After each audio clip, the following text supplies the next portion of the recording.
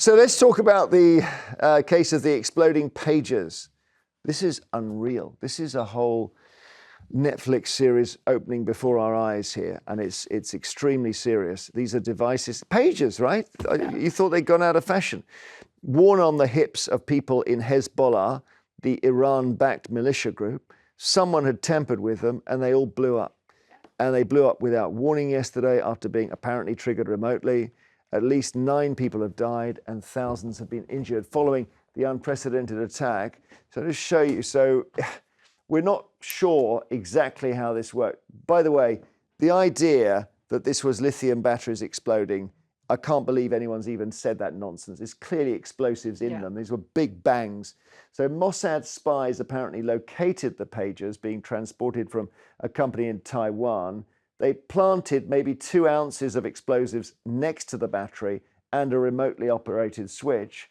3:30 in Lebanon yesterday, Israel sent a message that looked like it was coming from the Hezbollah leadership, but that triggered the explosives.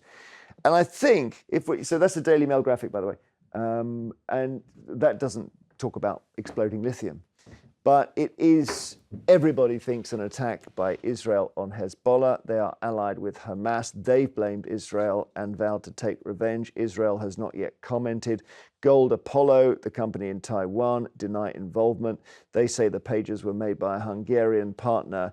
Let's show you a moving picture here. Now you can see, if you look carefully, look at the shop, look at the man. There we are on the left. He was wearing one and he just goes, it blows up and he's straight down on the ground. Relatively small number of dead, but people really, really, really badly hurt because this is an explosive that goes off right at their belt level. Here's a shop, guy on the left here, just out of shot. He's about to explode. And there's a 10-year-old child being killed. It's extraordinary. Yeah. And the Iranian ambassador in Lebanon was taken out by one. I believe he's lost an eye or a finger. I tried to re-scroll to listen again, which bit of his body has literally been blown off.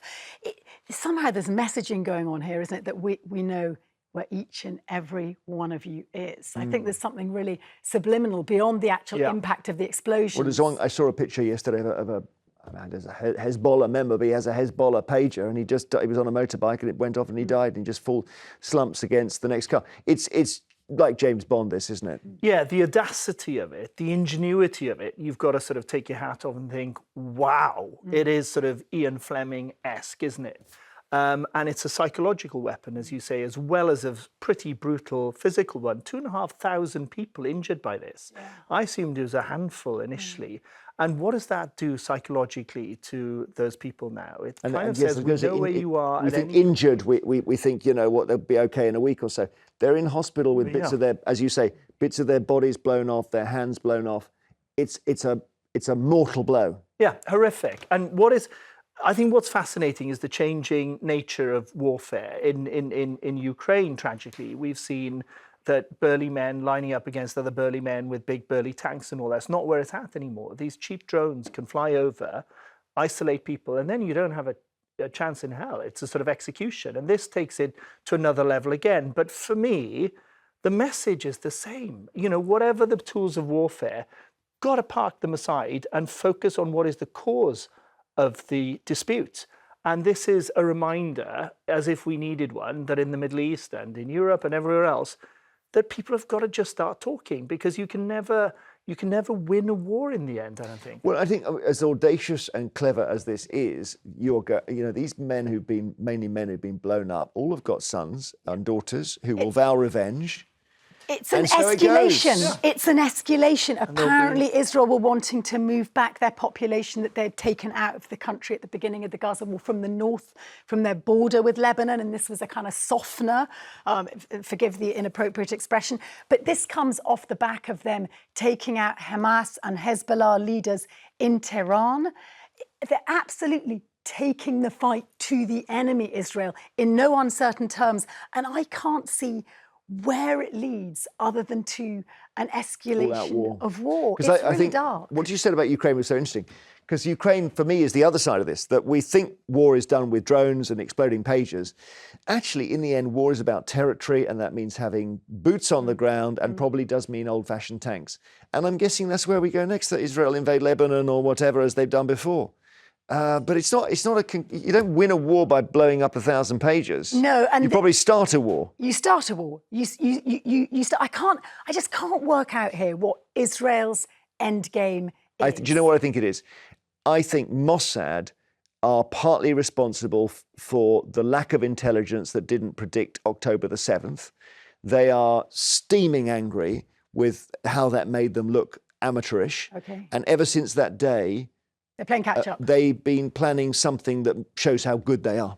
Basically, that would be one theory. Literally about the ego of Mossad. Well, no, but I think they need to show what they can do. But then, if you look at this, the planning of this, no, it must be more than a year, surely, in the planning. Yeah, it must be. But this is a longer game. It did not happen in a vacuum. If we could go back, but they've got to intercept a delivery of 3,000 pages.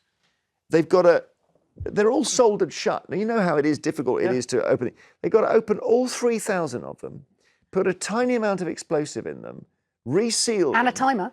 And do it rapidly, because someone's saying, why are they all in a warehouse for 2 weeks? You've got to work quicker than that.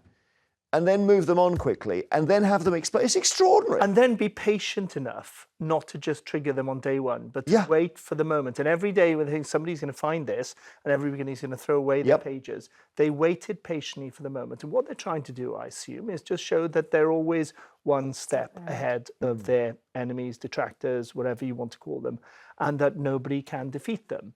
And, that is the lesson in the end with almost every war. At some point, people have got to sort of end up compromising. Okay, well, we've probably said all we can on that at the moment, but after the break, we'll talk about something else.